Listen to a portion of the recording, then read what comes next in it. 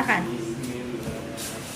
Oke, Silakan teman-teman, dimulai. Sebelum kami mulai presentasi ini, sebaiknya kita mulai dengan doa dulu. Doa dengan doa masing-masing. Oke, silakan untuk selanjutnya. Assalamualaikum warahmatullahi wabarakatuh. Ya. Terima kasih sudah dipimpin doa oleh kelompok ini, dan selanjutnya kita lanjutkan ya. Ini kelompok berapa sih?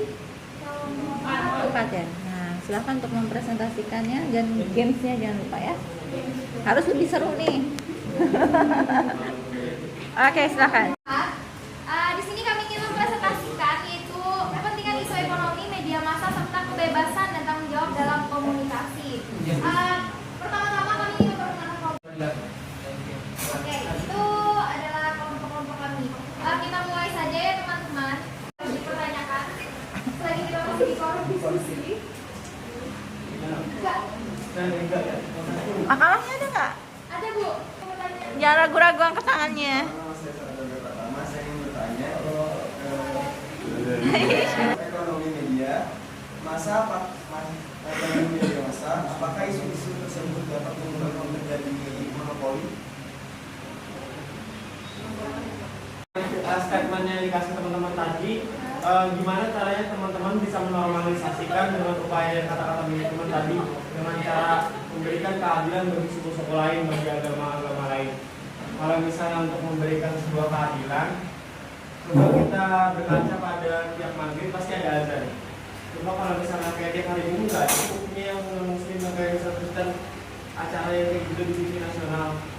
Hal secara keadilan lagi itu jatuhnya ke media massa pemerintah Indonesia, Pak. Kalau misalnya Anda menanyakan kami polisinya apa seperti itu tadi. Kalau eksekusinya kan kita nggak bisa apa-apa. Kita sebagai anak komunikasi juga di sini belajar sebagai agent of change, yang insya Allah kalau misalnya menurut Anda itu masih kurang adil, kita generasi sekarang yang menggantinya nanti. Kayak gini, bagus sih statementnya, saya suka. Cuma yang jadi pertanyaannya, kalau misalnya saya masih agak kurang ini aja sih, kurang menerima karena dengan katanya upaya menormalisasikan, karena sampai saat ini nggak terrealisasikan. Gitu sih. Sekarang dari keadaan yang sekarang, entah hal ini tuh kita tuh kan misalnya kita dari suku Banjar, kita pokoknya membahas sesuatu yang entah dari agama ataupun suku pasti kita nggak bisa netral, diusahakan netral kan. Contohnya kita bercermin dari negara Amerika Serikat yang mereka negara adidaya nomor 1 loh di dunia, masih banyak kejadian yang rasis ke suku ras Afrika Amerika. Alhamdulillah. Batu itu pakai kayu, itu pakai kayu. Kalau jelas atau enggaknya sebenarnya itu nggak nyambung jawaban sama yang kita bahas pada Iya, hari tapi ini. kan itu dia mengambil contohnya. Ambil contoh. Mengambil sebuah gambarannya lah kayak gitu. Kalau solusinya begitu, eksekusinya gimana ya? Bisa diambil contoh tuh kalau Iya. kayak zamannya Pak Harto nggak sih Bu? Gimana zamannya Zaman Pak Pak? Harto kan semua media tuh jadi memberitakan tentang ibarat kayak tentang pertanian, kayak yang berbau-bau dengan Ekonomi, iya berbau ekonomi. Jadi dia memang nggak tahu kenapa, jadi kayak ada kayak transparan gitu loh Bu. Maksudnya jadi semua mengenai ekonomi itu ada. Bahwa media massa itu Nah, punya tanggung jawab sosial juga dan berkaitan dengan kepentingan ekonomi kita gitu loh. Itu maksudnya ya, bahwa secara media itu membuat sebuah informasi, membuat berita, entah itu dalam bentuk berita ataupun iklan gitu ya. Iklan itu kan semua orang punya kepentingan ekonomi di dalamnya ya. Pasti kayak iklan, berita itu pasti pengen punya keuntungan di dalamnya gitu. Nah, tapi kalau kita kaitkan dengan etika moral dan filsafat komunikasi gitu ya, ketika orang membuat berita ataupun membuat iklan itu harus punya tanggung jawab moral, punya tanggung jawab sosial gitu loh di dalamnya. Itu yang sebenarnya mau diarahkan dari materi ini gitu.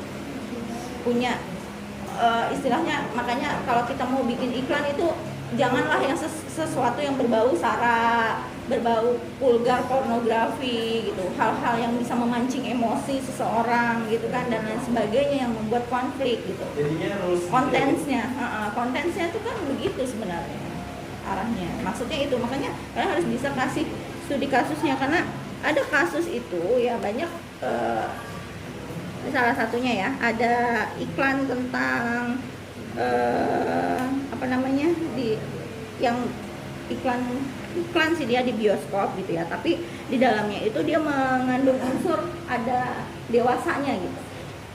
Nah, secara ekonomi kan yang namanya mengiklankan itu kan karena dia perlu sesuatu ya, karena mendapatkan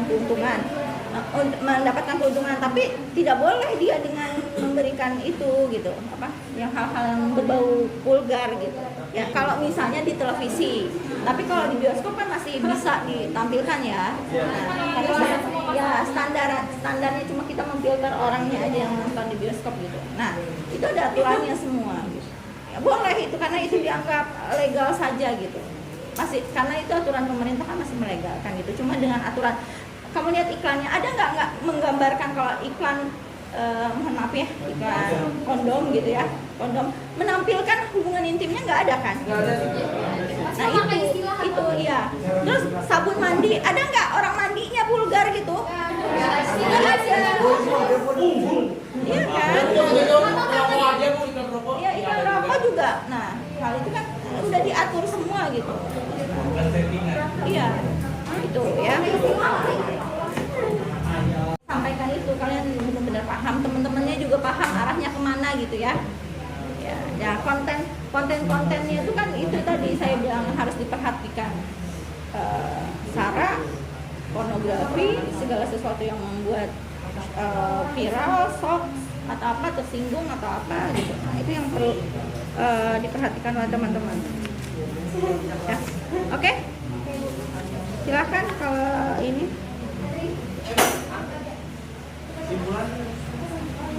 Tapi ya tadi ya yang pertanian itu ya masuk juga tuh yang zamannya Pak Soeharto itu ya. Itu termasuk juga. Dia saat ini mengalami komersialisasi yang luar biasa. Media mendapatkan audiens semata-mata hanya dia sebagai pasar, bukan warga negara. Tujuan utama dari bentuknya media adalah meraih keuntungan untuk pemilik dan para pemangku kepentingan lainnya. Oke, kita kasih aplaus. Time to games. Ayo, silahkan. Oke guys, kita akan memaini permainan yang namanya pesan berantai. Itu misi-misi kita. Kalau sebelumnya pernah bener kan ini perempuan.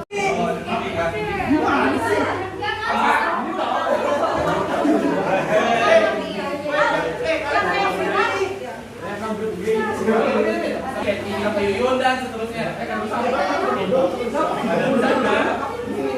Tiga. Yang menjelaskan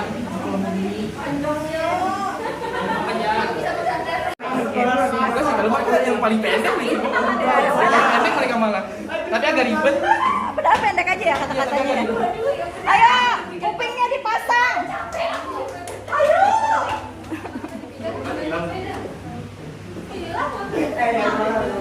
Jawaban. Apa jawabannya? Kucing kuningku, kencing kunciku. Kucing kuningku dikunci, kencing dikunci, kucingku. Kunci. Dan jawabannya. Ya, yang benar dengerin. Kunci kuningku kencing diraci dekat kunci. Apa laci? Ayo, kesalahannya di mana itu? Siapa yang ngasih? Kesalahannya di mana itu yang ngebisikin? Iya, pendek tapi susah nih. Agak panjang kata-katanya tapi mudah. Ayo harus benar. Konsentrasi. Ya. Sempat-sempatnya semut-semut senyum dengan semut-semut lainnya. Malah kurang lengkap. Kurang Jawaban lengkap. yang benar adalah sempat-sempatnya senyum-senyum. Sempat-sempatnya semut-semut saling senyum-senyum, salam-salam dengan semut-semut.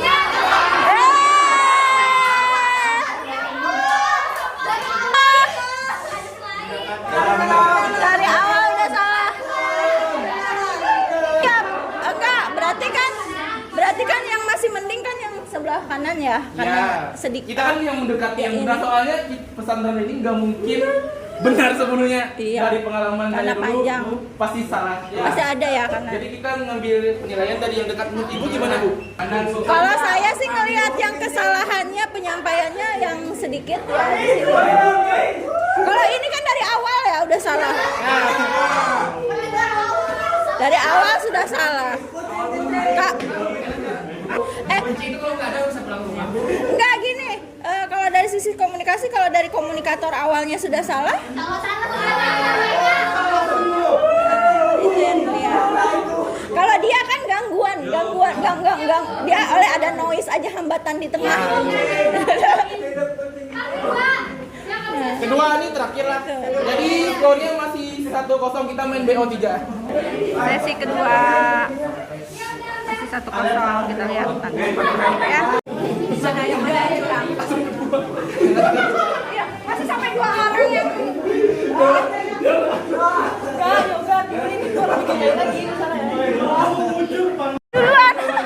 Belum dapat kata-katanya udah stres duluan tuh. Ya sebelah kiri mah sibuk aja. Aduh, stres banget ya. Ya, Bang. Aku kakak Kiki sama kakak sama kakakku kakak Kiki sama kakekku. Kakak Kiki sama kakakku kakak Kiki sama kakekku. Ya? Betul. Kuku, kaki kiri kakak kiri kakekku, kaku. Paling benar, Bu.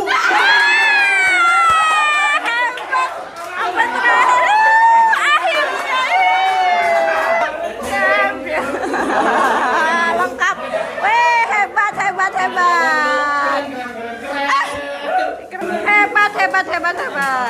Ya, walau terlihat di awal kayaknya stres gitu ya menungguin apa nih kata-katanya stres. Katanya pas terakhir dia benar ya. Iya, benar baik. Maknanya apa permainannya? Maknanya apa permainan? Biar nggak tulis. Jadi pendengar yang baik, jadi komunikator yang baik, ya penyampaian pesan yang baik. Dan yang namanya informasi itu ternyata ada hambatan juga ketika pesan itu menyampaikan dari mungkin yang A itu ke akhir tuh bisa aja berubah ya. Makanya yang namanya komunikasi itu pentingnya kita memahami bagaimana prosesnya gitu ya. Mulai dari komunikator kita harus punya skillnya memang, konsentrasi juga gitu ya. Fokus. Ya. Menandakan gini ya, kalian paham kan komunikasi itu kan makanya dia punya hambatan juga. Ternyata tidak semua komunikasi itu berjalan dengan lancar. Semua hal itu bisa mempengaruhi, baik tadi ada hambatan mungkin ya tadi telinganya apa kurang mendengar gitu ya, salah penyampaian ataupun apa gitu, tidak konsentrasi dan lain sebagainya, tidak menyimak dan lain sebagainya. Nah, tapi itulah yang bilang kalau mungkin di awal dia udah nyampaikan benar A, B, C, D, tiba-tiba sampai di belakang tuh bisa D, E, F. Nah, jadi makanya kata orang itu kita berkomunikasi itu kadang-kadang juga ada manusia itu kadang-kadang bisa menambah-nambahin gitu ya. Ada mengurang-ngurangin, ada nambah-nambahin ya gitulah itu proses komunikasi. Jadi tergantung kita aja lagi yang bagaimana sebenarnya kita menyampaikannya. Konsentrasi yang penting. Oke, itu aja dari saya. Terima kasih ya hari ini untuk